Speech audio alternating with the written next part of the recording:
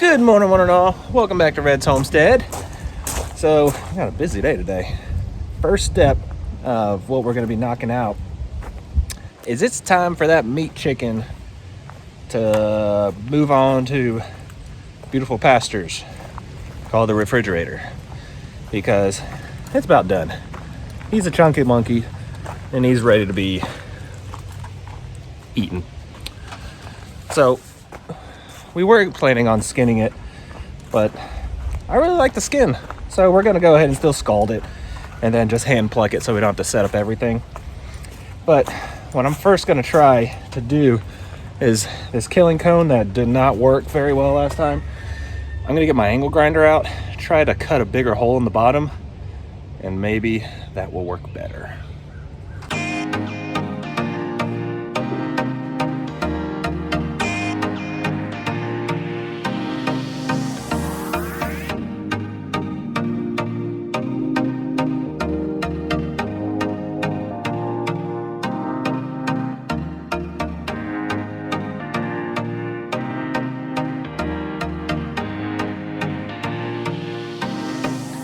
So you can see, folded it up. It's crude, but we're gonna see, is it effective? So we are back in a familiar setup of the killing cones. I guess Shannon decided she doesn't want to hand pluck and might as well use the plucker. So we got everything set up. If you want to see a detailed version of our actual butcherings, I did a full video. I'll put a link in the description of start to finish, all of our good stuff.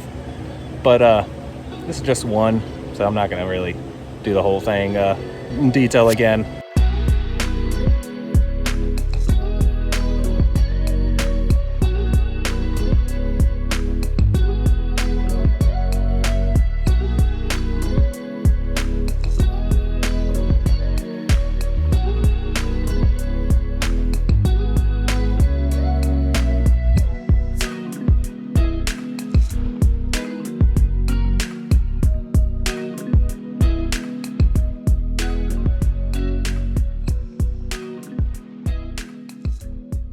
So everything's all done. Only took maybe 10 minutes, not a whole lot. So we're actually gonna test another theory. So when you butcher a whole lot of chickens, you put in ice water, one to make sure that the body temperature gets down and allows your freezer to actually freeze the chickens. But the other reason is putting a chicken in ice water supposedly tenderizes the meat when it goes and rests for a whole day. We're gonna put that to the test because this chicken, we're not gonna freeze it. It's going straight into the fridge. We're letting it cool. Then we're gonna eat it for dinner. So we're gonna see if it makes a difference in the meat or not. So I'm really ready for this to be out. That's all right.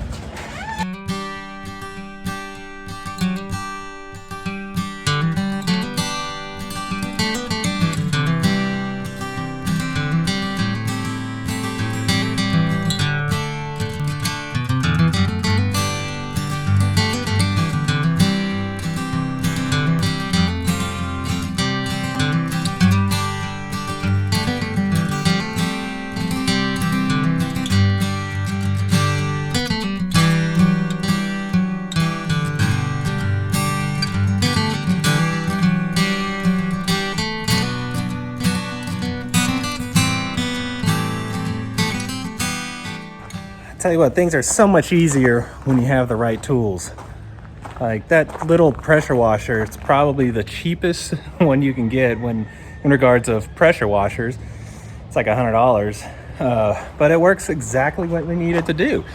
To get all the poop that's caked on this wood, it'll make it last a lot longer than if I just left it nasty.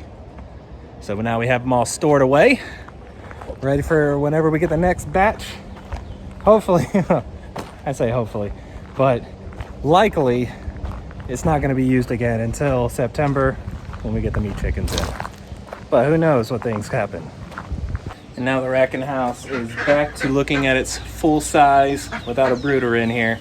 A lot more room for them to roam around since there's, what, 30 of them now?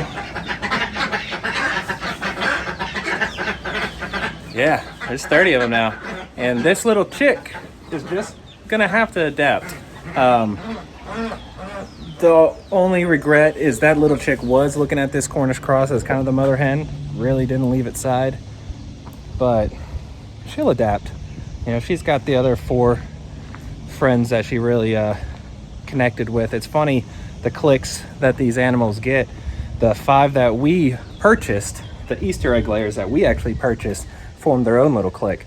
And then the 5 that we adopted formed their own little clique, and then adopted the little baby chick that we captured here on the homestead into their little flock. So we have about 4 different flocks: our original laying hens, our new laying hens, our adopted chickens, and the ducks. I had a quick shower and change, because I'm pretty sure I sprayed myself with a little bit of chicken poop while I was cleaning that brooder. So probably best to wash that off since we're gonna be going into public. I'm taking that one there out on a little date. And we have a few errands to run. And we may have a little surprise. We don't know yet. So we are back from our little trip, and the surprise that we're gonna get is we're getting a kitten. Me and Daddy, we just picked out a kitten called Chicken Tender.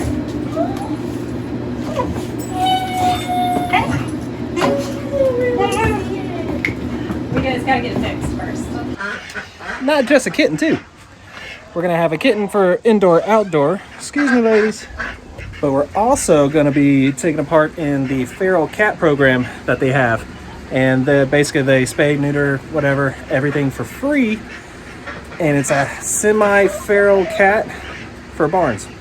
And we're gonna get one and see how it works out for us. And so I realized I haven't really done an update on the worm farm in a while. So let me show you what we're ready to do. So the worms are about a month and a half old, at least since I've had them. And about 2 months is when they start getting maturity and old enough to reproduce. And they have grown since I've got them. They started out about 1 inch or so, and now they're about 2 inches. And they've really started to fill up the space that they're in. And the worms kind of grow with their environment, so if they run out of space, then they'll stop reproducing. I don't want that to happen, so I'm gonna give them some more space. You can see they have grown to almost 2 inches. Some of them are still small. But what I'm gonna go ahead and do is just get the next layer ready for them. They're a little bit of ways so far, but we're gonna go ahead and get it started.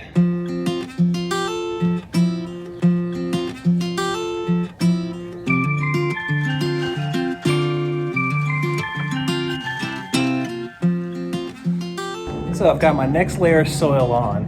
I do soil mixed with peat moss, some rabbit poop in their shavings, and then I top dress everything in their shavings to keep it moist.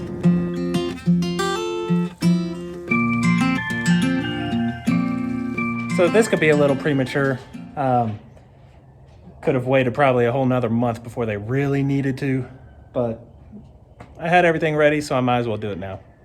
So I don't have time to wait for a replacement for this cage. Our rabbit's gonna start building a nest pretty soon. We're at about 28 days now, so I can't wait for an exchange or return of this missing piece, so I have to build the piece myself. Basically, it's missing the top, and I'm just gonna use some of my cage wire to make a top for this cage, and hopefully it's just as stable as a new one that I buy.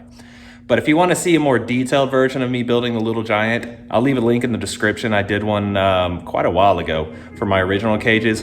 But for this, we're just gonna knock this out real quick.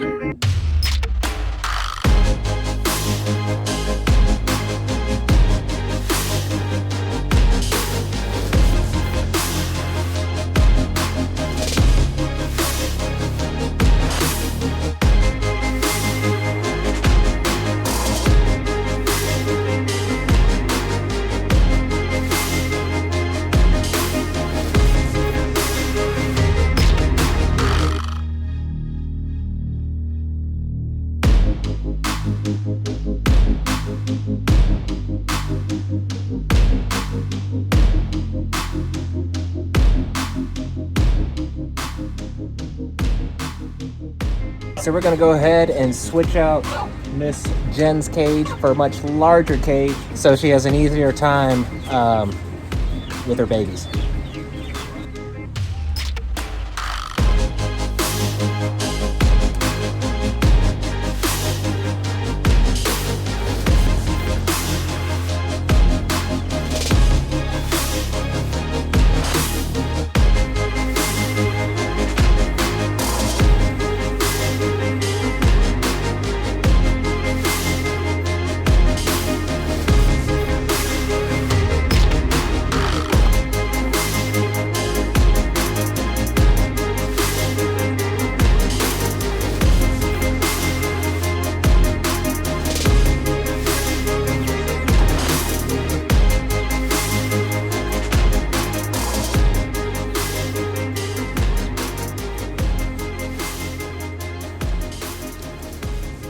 She's back secured, and the netting at the top is resecured so the chickens won't jump up on them.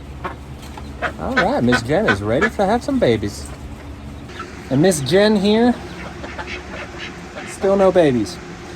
We're at 32 days now. So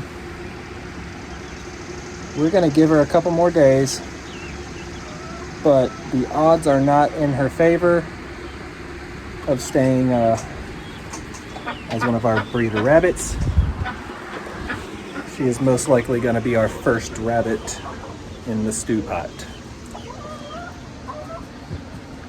We will see. Maybe that'll be the next video.